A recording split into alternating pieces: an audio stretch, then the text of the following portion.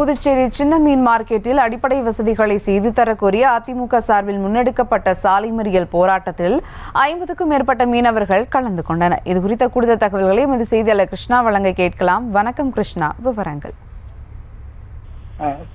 புதுச்சேரி புசி வீதியில் சின்ன மார்க்கெட் இயங்கி வருகிறது.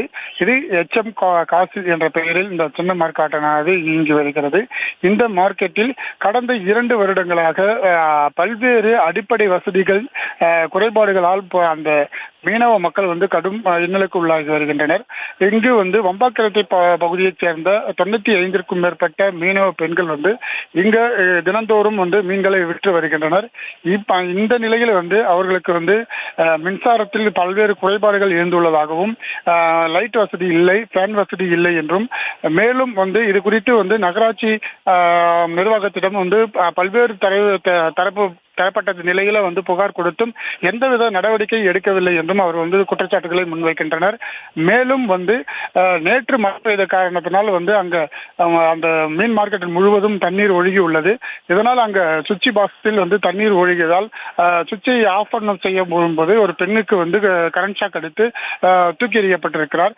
இதனை கண்டித்து தான் அதிமுக முன்னாள் சட்டமன்ற உறுப்பினரும் மாநில செயலாளருமான அன்பழகன் தலைமையில் புசி வீதியில் சாலை மறியல் போராட்டத்தில் ஈடுபட்டனர்.